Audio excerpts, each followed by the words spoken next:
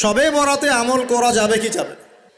ঠিক এই যে আগামীকাল আল্লাহ পাকের একটা রহমত আমাদেরকে দিয়েছেন যে লাইলাতুন নিসফু মিনাশ শাবান, শাবান মাসের মধ্য রজনী আল্লাহ পাকের রহমত। এই বিষয়টাকে নিয়েও বাংলাদেশে আমি দেখলাম, এটা নিয়ে আমি লেকচার দিতে চাই নাই, কারণ এগুলো আমি আসলে খুব একটা মাহফিলেও বলি না, এটা আমার ট্র্যাকও না। আমি অন্য বিষয়গুলো নিয়ে বেশি কথা বলি। ঠিক এই যে এই ইস্যুটাকে নিয়েও কথা বলতে শেষে বাধ্য হচ্ছে, কারণ দেখলাম অনলাইন অফলাইনে দুইটা দল দুটাই চরমপন্থী। একদল অতিরিক্ত বাড়াবাড়ি, একটা অতিরিক্ত ছাড়াছাড়ি। বাড়াবাড়ি আর ছাড়াছাড়ি। একটা অতিরিক্ত বাড়াবাড়ি, সে একদম শবে বরাতকে মনে হয় লাইলাতুল কদরের উপরে নিয়ে যাচ্ছে আর কি। লাইলাতুল নিসফু মিনাশ শাবানকে কোনো কোনো ক্ষেত্রে বাড়াবাড়ি পন্থীরা একদম লাইলাতুল কদরের উপরে নিয়ে চলে যাচ্ছে। আর ছাড়াছাড়ি যারা, তারা বলছে এই রাত্রে কোনো কিছুই করা যাবে না। দুইটাই চরমপন্থী, বুঝতে পারছেন না মনে হয় কথা। একদল এটাকে নিয়ে এত বেশি বাড়াবাড়ি করছে যে এটাকে একদম লাইলাতুল কদরের উপরে নিয়ে চলে যাচ্ছে। আরেক দল দেখা যাচ্ছে এটাকে এমনভাবে পরিত্যাগ করছে না, এতে কিছুই করা যাবে না, একদম কোনো ফজিলতি নাই। এখন আসলে মধ্যম পন্থা কি? মাঝখানে আমরা কি করব? তাহলে জানার দরকার আছে কি নাই? অনেক হাদিসের অনেক আলোচনা, প্রায় 40-50 পৃষ্ঠার বই, সব আলোচনা তো মাহফিলে করা সম্ভব না। আমি সারমর্মটুকু বলি। সারমর্ম কি? হাদিসের শবে বরাত নামে কোনো শব্দ নাই, এক নম্বর কথা। কি নাই ভাই? শবে বরাত নামে কোনো শব্দ নেই। আছে লাইলাতুন নিসফু মিনাশ শাবান, শাবান মাসের মধ্য রজনী। শাবান মাসের মধ্য রজনী।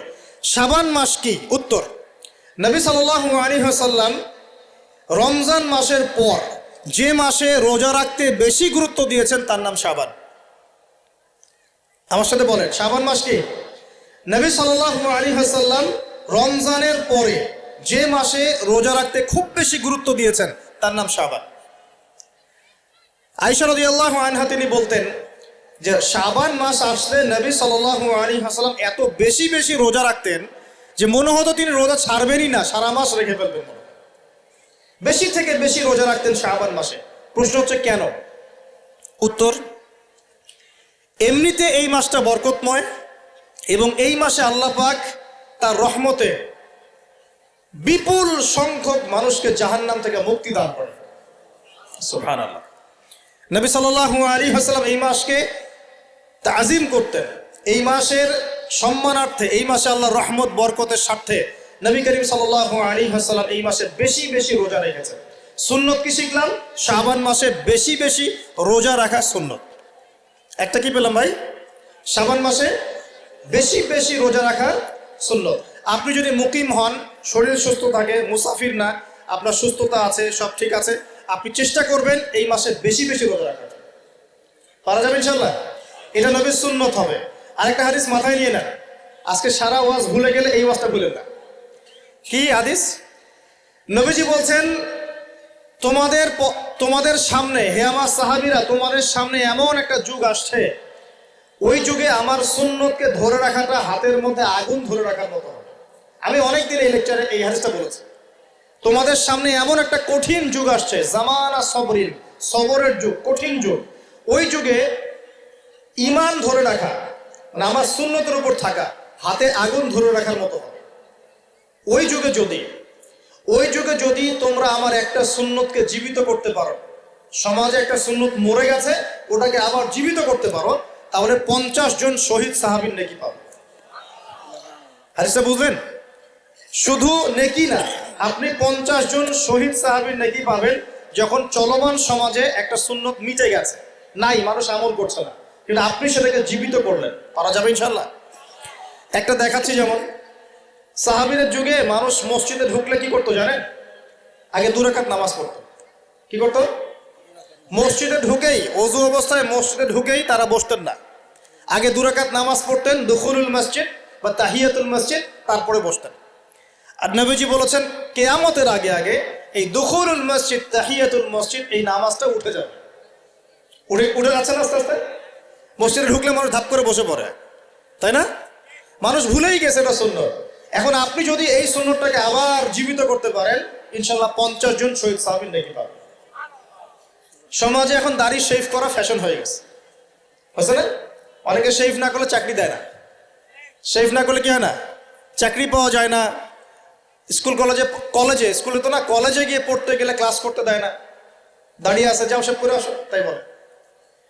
এখন সমাজ চলছে উল্টা। এখন যদি আপনি নবীর সুন্নতকে আবার জীবিত করতে পারেন, 50 জন শহীদ সাহাবীর নেকি পাবেন। রাতে ঘুমানোর সময় একটা সুন্নত আছে, 33 বার সুবহানাল্লাহ, 33 বার আলহামদুলিল্লাহ, 34 বার কি আল্লাহু আকবার। বহু মানুষই পড়ে না। আপনি যদি পড়তে পারেন ইনশাআল্লাহ আল্লাহ পাক আপনাকে নেকি দিবেন। সমাজের বহু মানুষ চুল একদম এখন মেসি রোনাল্ডো কাট, তাই না? মেসি কাট আর রোনাল্ডো কাট। আর আমি সিলেট অঞ্চলে দেখে আসছি একদম লন্ডন কাট, 2 পাশ ছিলে মাঝখানে চুল, লন্ডন থেকে শিখে আসছে। এখন চুলেরও কিন্তু সুন্নত আছে, আছে কি নাই? দাড়ির যেমন সুন্নত আছে, চুলের সুন্নত নাই। একদম সামন পিছন সমান করতে পারেন, অথবা যদি চুল নাই থাকে তাহলে চুল মাথা মুন্ডন করেও রাখতে পারেন। অনেক সাহাবী মাথা মুন্ডিত ছিল। আবার অথবা কানের লতি পর্যন্ত বা কাঁধ বাবড়ি রাখতে পারেন। এটা চুলের সুন্নত হলো কিনা? এখন সমাজের সব মানুষ এই সুন্নতটাকে ভুলে গেছে। আপনি সুন্নত মনে করে রেখেছেন, ইনশাল্লাহ আপনি নেকি পাবেন ইনশাআল্লাহ। এরকম অগণিত সুন্নত আছে, অগণিত, যেগুলো আমাদের সমাজ থেকে আস্তে আস্তে উঠে যাচ্ছে। আমি খুব দুঃখের সাথে বলছি, অনেক মসজিদে ফরজ নামাজ পড়ার পরে আমরা কি করি? একটা মোনাজাত করি, আল্লাহুম্মা আমিন বিরহমাতিকা ইয়া আরহামার রাহিম, ব্যাস উঠে চলে গেলাম, তাই না? উঠে চলে যায় না, তারপর স্যান্ডেল নিয়ে বাইরে চলে গেল। অথচ সালাম ফিরানোর পরে একবার বলতে হয় আল্লাহু আকবার, কি বলতে হয়?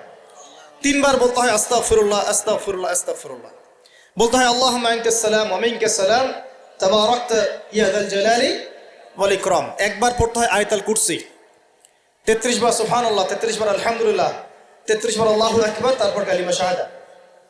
এরপর সূরা ফালাক একবার, সূরা নাস একবার, ইখলাস একবার।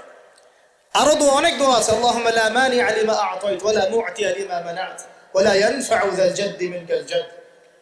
পড়তে হয় আল্লাহুম্মা ইন্নী আউযু বিকা মিনাল হাম্মি ওয়াল হাযান ওয়াল আজজি ওয়াল কাসালি ওয়াল বুখলি ওয়াল জুবন ওয়া দালা'id দাইন ওয়া গালাবাতির রিজাল। পড়তে হয় আল্লাহুম্মা আ'ইন্নী আলা যিকরিকা ওয়া শুকরিকা ওয়া হুসনি ইবাদাতিক। আরো অনেক দোয়া আছে। দেখেন তো, মোনাজাত করেন, আমি তো না করছি না, আমি তর্ক করতে আসি না এখানে, এটা নিয়ে আমি ঝগড়া করতে আসি না। কিন্তু এই সুন্নতটা যে উঠে গেল, মোনাজাতটা করে যে মসজিদ থেকে বের হয়ে চলে গেলেন, এই সুন্নতটার উপর আমল কে করবে? এখন সুন্নত উঠে গেল না। আপনি যদি বসে এখন সুন্নতটা প্রতিষ্ঠা করেন, নেকি পাবেন ইনশাআল্লাহ। এগুলো তো গেল আমলিয়াত। সমাজ চলছে সুদের উপরে, আপনি যদি হালাল অর্থনীতি প্রবর্তন করতে পারেন তাহলে কত নেকি পাবেন। সমাজ চলছে জেনায়, আপনি এখন পর্দা প্রতিষ্ঠা করলেন, তাহলে কত নেকি পাবেন। সমাজে চলছে দুর্নীতি, আপনি এখন আমানতদারিতা ইনসাফ প্রতিষ্ঠা করলেন, কত নেকি পাবেন। সমাজে চলছে শয়তানি, সব শয়তানি, কি চলছে? শয়তানি। এখন আপনি আল্লাহ রাব্বুল আলামিনের ওহী প্রতিষ্ঠা করলেন, কত নেকি পাবেন। নিঃসন্দেহে আর অনেক বেশি নেকি পাবেন। আল্লাহ পাক আমাদেরকে সেই লক্ষ্যে কাজ করার তৌফিক দান করুন। প্রিয় ভাইরা, যে কথা বলতে এখানে আসলাম, এক বাড়াবাড়ি এক কি ছাড়াছাড়ি, এর মাঝখানে কি একটা ফজিলত জানলাম। শাবান মাস মানেই এই মাসে নবীজি বেশি বেশি রোজা রাখতেন। তাহলে আমরা কি করবো এই মাসে ভাই? 1 নম্বর কাজ, বেশি বেশি রোজা রাখার চেষ্টা করবো ইনশাআল্লাহ। আল্লাহ তৌফিক দান করবেন। এবার আরেকটা পয়েন্ট বলি, সামনে রমাদান মাস। রমজান মাস আসলে আমরা মাশাআল্লাহ পরিপূর্ণ মুসলিম হওয়ার চেষ্টা করি, কিন্তু সারা বছর এটা ধরে রাখতে পারি না। রমজান মাসে যে নামাজ পড়ে না সেও মসজিদে যায়। দেখা যায় যে জুমার নামাজও পড়ে না, ও তারাবির নামাজ পড়তে যায়, যায় কি না? ওই দিন গিয়ে বলে এসি দেন, ইমাম সাহেব এসি অন করেন, তাই না? সারা বছর তো আসে না। ওই দিন গিয়ে ইমাম সাহেব এসি বন্ধ কেন? এই মুয়াজ্জিন সাহেব ফ্যান দেন। তখন ওখানে গিয়ে মানে কি বলবো, হ্যাঁ মাতব্বরি করে আর কি। যাক, তারপরেও যে মসজিদে আসছে আমরা দোয়া করি আল্লাহ হেদায়েত দান করুন। আমরা তো কাউকে পিছনে ফিরাই দিব না, দিব? এখন রমজান মাস আসলে আমরা মাশাআল্লাহ রোজা রাখি, মানুষকে ইফতার করাই, দান সদকা করি, আমরা যাকাত দেই, তারাবি পড়ি, কোরআন তেলাওয়াত করি, আমরা মাশাআল্লাহ অনেক আমল করি। এই আমলগুলো কি একবারে ধাপাস করে ধরে ফেলা সম্ভব না? একটা আস্তে আস্তে ট্রেনিং প্রসেস লাগে। একটা ফ্যান চালু করলে ফ্যানটা কি শুরুতেই ধাপাস করে ঘুরতে শুরু করবে, নাকি আস্তে স্লোলি সে মোমেন্টাম ধরবে? কোনটা? আস্তে আস্তে সে গতি পাবে না, ধীরে ধীরে গতি পাবে। ঠিক শাবান মাসে এত বেশি রোজা রাখা, ইবাদত করার অর্থ কি? যাতে রমজান মাসে আপনি পরিপূর্ণ ইবাদত করতে পারেন। বুঝতে পারছেন কথা? রমজানে গিয়ে তো শুরুতেই সব ইবাদত ধরে ফেলা সম্ভব হবে না। মনে করেন আগামীকাল পহেলা রমজান, আজকে থেকে আপনি সব ইবাদত একসাথে করতে পারবেন? তখন কি আপনি বেগ পেতে হবে। কিন্তু একটা মাস আগে থেকে যদি ট্রেনিং নেন, ইনশাল্লাহ রমজান মাসে ইজি হয়ে যাবে। এটা একটা কারণ নবী সাল্লাল্লাহু আলাইহি ওয়াসাল্লাম শাবান মাসে বেশি বেশি রোজা রাখতেন, আমল করতেন। আল্লাহ পাক আমাদের সবাইকে শাবান মাসে বেশি বেশি আমল করার তৌফিক দান করুন, যাতে রমজান মাসে গিয়ে আমরা সুবিধা পাই, রমজান মাসের হকটা আদায় করতে পারি। এবার এই মাসে নবী সাল্লাল্লাহু আলাইহি ওয়াসাল্লাম কি বলেছেন একটা হাদিস থেকে আগে বুঝি। এই হাদিসটা সহ অনেক হাদিসে এই একই রকম কথা এসেছে এবং এই হাদিসটা বিশুদ্ধ। এটাকে অস্বীকার করলে হাদিস অস্বীকারী হয়ে যাবে। বাড়াবাড়ি গ্রুপ, ছাড়াছাড়ি গ্রুপ, উভয়ের জন্যই নসিহত। নবী সাল্লাল্লাহু আলাইহি ওয়াসাল্লাম বলেছেন, ইন্নাল্লাহ তাআলা, নিশ্চয় আল্লাহ রাব্বুল আলামিন, লা ইয়াত্তালিউ ফি লাইলাতিন নিসফি মিন শাবান, শাবান মাসের মধ্য রজনীতে আল্লাহ রাব্বুল আলামিন তার রহমতের দৃষ্টি প্রশস্ত করেন। সুবহানাল্লাহ। আল্লাহ পাক শবে বরাত মানে আমরা যেটা বুঝি প্রচলিত অর্থে, লাইলাতুন নিসফি মিন শাবান, শাবান মাসের মধ্য রজনী, যে 15 শাবানের এই যে রজনী, এই রাতে আল্লাহ রাব্বুল আলামিন তার সৃষ্টির দিকে তার রহমতের দৃষ্টিটা প্রশস্ত করে দেখেন, প্রশস্ত করেন। এবং ওয়াগফিরু লিজামিই খালকিহি, আল্লাহ পাক তার সমস্ত সৃষ্টিকে মাফ করে দেন। আল্লাহ পাক কি করেন? তার সমস্ত সৃষ্টিকে কি করেন? মাফ করে দেন। কথাটা ভালো করে বোঝেন। আল্লাহ পাক তার সমস্ত সৃষ্টিকে মাফ করে দেন, ইল্লা, তাদেরকে ব্যতীত। এক, ইল্লা লিমুশরিকিন, এক নাম্বার যে ব্যক্তি মুশরিক, যে শিরক করে আল্লাহর সাথে, যে আল্লাহর সাথে শিরক করে। আর দুই, মুশাহিনিন, যে ব্যক্তি অন্তরে মানুষের সাথে বিদ্বেষ পোষণ করে, হিংসা বিদ্বেষ মনে আছে এরকম ব্যক্তি, এবং মনের মধ্যে শিরক আছে, শিরকি আকীদা, মুশরিক, এই দুই শ্রেণীর মানুষ ছাড়া আল্লাহ পাক সমস্ত মানুষকে মাফ করে দেন। তাহলে এই রাতের ফজিলত প্রমাণ হলো কিনা? রাতের ফজিলতটা প্রমাণ হলো কিনা? আচ্ছা, এখন এর ব্যাকআপ আরো অনেকগুলো হাদিস আছে। ওই সবগুলো হাদিসকে একত্রিত করলে এমনই কনক্লুশন আসে। এছাড়াও আরো কিছু দুর্বল হাদিস আছে, এগুলো দুর্বল, সনদগতভাবে অন্যান্যভাবে দুর্বল। ওখানে আরো কিছু পয়েন্ট পাওয়া যায় যে আর কাকে কাকে আল্লাহ পাক মাফ করেন না। সবাইকে তো মাফ করেন, আর কাকে কাকে করেন না। এই হাদিসে দুটো পেয়েছি, এটা একদম অকাট্য। এটা হলো মুশরিক, আল্লাহ পাক মাফ করেন না। দুই, যে অন্তরে হিংসা বিদ্বেষ পোষণ করে, হিংসা বিদ্বেষ আছে, এদেরকে আল্লাহ মাফ করেন না। আরো কিছু দুর্বল বর্ণনা থেকে পাওয়া যায়, এটা দুর্বল বর্ণনা, কিন্তু জেনে রাখতে তো সমস্যা নাই। সমস্যা আছে? আর পাপ তো পাপী, দুর্বল হাদিসে আসুক আর কঠিন হাদিসে আসুক, পাপ তো পাপী নাকি? পাপ ছাড়তে কোনো সমস্যা আছে? তো তৃতীয় এক শ্রেণীর নাম পাওয়া যায়, যারা হচ্ছে আত্মহননকারী, নিজেরা নিজেদেরকে আত্মহত্যা করেছে, এদেরকে আল্লাহ মাফ করে। আত্মহনন বোঝেন কিনা? আত্মহত্যা যারা করে, আত্মহনন, এটা একটা শ্রেণী পাওয়া যায়। 4 নম্বর একটা পাওয়া যায় আত্মীয়তার সম্পর্ক ছিন্নকারী, আত্মীয়তার সম্পর্ক ছিন্নকারী। 5 নম্বর একটা পাওয়া যায়, সেটা হলো মাদক দ্রব্য সেবনকারী। মাদক দ্রব্য সেবনকারী, যুবকরা খুব ভালো করে শোনো এগুলো। মাদক দ্রব্য সেবনকারী আল্লাহ সবাইকে মাফ করেন, মাফ করছেন না। আরেকটা পাওয়া যায়, সেটা হলো যারা জেনার পাপে লিপ্ত আছে। কিসের পাপে ভাই?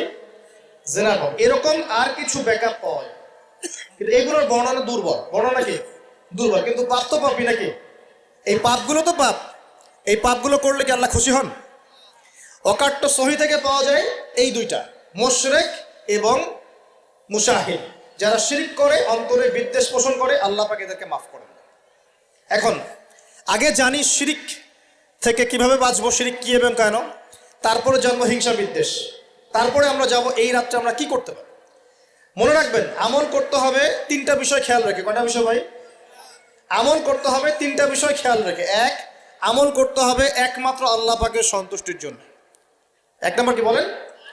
এক আল্লাহর সন্তুষ্টির জন্য, কারো সন্তুষ্টির জন্য না, কারো জন্য না, শুধু কার জন্য? দলিল হচ্ছে ইন্নাস সালাতি ওয়া নুসুকি ওয়া মাহইয়ায়া ওয়া মামাতি লিল্লাহি রাব্বিল আলামিন ফাসাল্লি লিরাব্বিকা ওয়ানহার। দুই, আমল হতে হবে একমাত্র নবী সাল্লাল্লাহু আলাইহি ওয়াসাল্লামের সুন্নত মোতাবেক। কার সুন্নত মোতাবেক? নবী এবং সাহাবীদের সুন্নতের সাথে মেলে না, সেই আমল করা যাবে না। নবী এবং সাহাবীদের সুন্নতের সাথে মেলে না, সেই আমল করা যাবে না। তিন নাম, আমলটা যত সুন্দরী মনে হোক, আমলটা যত সুন্দরী মনে হোক আর যত মানুষই করুক, যত মজাদার মনে হোক না কেন, নবী করেন নাই, সাহাবীদের থেকে প্রমাণ নাই, আমল করব না। করলে বেদাত হয়ে যাবে। কি হবে? বেদাত হয়ে যাবে। আর তিন নাম্বার হচ্ছে, আমলগুলো করার আগে অবশ্যই আপনার রিজিকটাকে হালাল করতে হবে। কি করতে হবে ভাই? ব্যাস, এই তিনটা শর্ত পূরণ করে আমল করলে ইনশাআল্লাহ তাআলা আমরা জান্নাতে যাবো। ইনশাআল্লাহ আমরা আশাবাদী, আল্লাহ পাক আমাদেরকে জান্নাত দিবেন ইনশাআল্লাহ। আল্লাহ পাক এক রাতে রহম করে সমস্ত মাখলুক সৃষ্টিকে মাফ করে দিচ্ছেন, শুধু শিরক এবং হিংসা বিদ্বেষ পোষণকারীকে মাফ করছেন না। বুঝতে হবে এই পাপ দুটো কত কঠিন। এবার আসেন, প্রথমে একটু শিরক নিয়ে কথা বলি, তারপরে মুশাহিন নিয়ে কথা বলি। ধৈর্য ধরবেন তো নাকি? দেরি হচ্ছে? সবর করেন। এখন প্রথমে জানি শিরক কি এবং কেন। শিরক হচ্ছে এমন একটা পাপ, যেই পাপ আমল নামায় থাকলে পরে বিনা তওবায় যদি সেই ব্যক্তি মারা যায়, আল্লাহ পাক তাকে মাফ করবেন না। ভালো করে শোনেন, শিরক এমন একটা পাপ, যে পাপ যদি আমল নামায় থেকে যায়, বিনা তওবায় সে মারা যায়, শিরকের পাপ নিয়ে আল্লাহর সামনে দাঁড়ায়, আল্লাহ তাকে মাফ করবেন না। দলিল সূরা নিসা, আল্লাহ পাক বলছেন, ইন্নাল্লাহা লা ইয়াগফিরু আন ইউশরাকা বিহি ওয়া ইয়াগফিরু মা দুনা যালিকা লিমান ইয়াশা। আল্লাহ পাক তার সাথে শিরকের গুনাহ মাফ করবেন না, এছাড়া যে কোনো গুনাহ যাকে ইচ্ছা মাফ করবেন। বুঝাচ্ছি, মনে করেন একজন ব্যক্তি জেনা করেছে, কথার কথা নাউযুবিল্লাহ, একজন ব্যক্তি জেনা করেছে বা মিথ্যা কথা বলেছে, ধরেন মদ খেয়েছে ইত্যাদি। এখন সে তওবা করলে তো মাফ পেতই, তওবা করলে মাফ হতো না? তওবা করলে মাফ তো পেতই। মনে করেন তওবা না করেই মারা গেছে, আল্লাহ পাক চাইলে কিয়ামতের মাঠে এই পাপও বিনা তওবাতেই মাফ করতে পারে। কথা বুঝতে পারছেন? বুঝতে পারছেন না মনে হয়। মনে করেন একজন ব্যক্তি মদ খেয়েছে, জেনা করেছে ইত্যাদি, সে তওবা করার ফুরসত পায় নাই, বিনা তওবায় মারা গেছে। আল্লাহ পাক চাইলে কিয়ামতের মাঠে তওবা না করা সত্ত্বেও আল্লাহ পাক তাকে মাফ করতে পারে। কিন্তু একজন ব্যক্তি শিরকের পাপ করেছে, তওবা না করে মারা গেছে, আল্লাহ পাক কিয়ামতের মাঠে শিরকের পাপ মাফ করবে। আমি কি বুঝতে পারছি? অন্য পাপের কারণে আল্লাহ রাব্বুল আলামিন শাস্তি দিয়ে হোক, কোনো একটা ভাবে হোক, নবীর সুপারিশের মাধ্যমে হোক, তাকে জাহান্নামে গেলেও সেখান থেকে বের করে জান্নাতে দিবেন ইনশাআল্লাহ। কিন্তু শিরকের পাপ যার আমল নামায় থাকবে, তার উপর জান্নাতকে হারাম করে দেওয়া হয়েছে। বলেন নাউযুবিল্লাহ। সূরা মাইদায় দলিল আছে, শিরকের পাপ যার আমল নামে আছে তার জন্য জান্নাতকে হারাম করে দেওয়া হয়েছে। শিরক মানে অংশীদার সাব্যস্ত করা, আল্লাহ পাকের সাথে কাউকে সমকক্ষ করা। শিরক কত প্রকার হয়? উত্তর 3 প্রকার। কয় প্রকার ভাই? বিশ্বাসে শিরক হয়, মানে আকীদায় শিরক হয়; আমলে শিরক হয়, মানে কাজে শিরক হয়; কথা বা লিসানে শিরক হয়। মনে থাকবে? 1 নাম্বার কিসে শিরক হয়? বলেন আমার সাথে। বিশ্বাসে শিরক হয়, আকীদায় শিরক হয়। 2 নাম্বার আমলে শিরক হয়, কাজে শিরক হয়। 3 নাম্বার কথায় শিরক হয়। কয়েকটা এক্সাম্পল দিয়ে বুঝতে পারবেন। একজন ব্যক্তি মনে করেন বিশ্বাস করে যে আল্লাহ বলতে কেউ নাই, কি হবে এটা? বলেন শিরক। একজন ব্যক্তি মনে করেন বিশ্বাস করে যে আল্লাহ আছে, আরো ইলাহ আছে, তাহলে কি হবে? কেউ যদি বিশ্বাস করে আল্লাহর সন্তান আছে, কি হবে? কেউ যদি বিশ্বাস করে মহাবিশ্ব আল্লাহ সৃষ্টি করে নাই, বিগ ব্যাং থেকে সৃষ্টি হয়েছে, কি হবে? কেউ যদি বিশ্বাস করে আল্লাহ মানুষকে সৃষ্টি করে নাই, মানুষ বানর থেকে হয়েছে, কি হবে? আচ্ছা, বিশ্বাসগত সে। কেউ যদি মনে করে আল্লাহ ছাড়া অমুকে আমার সন্তান দিতে পারে, কি হবে? কেউ যদি বিশ্বাস করে যে আল্লাহকে পাওয়ার জন্যে আমাকে মাধ্যম ওসিলা পূজা করতে হবে, তাহলে কি হবে?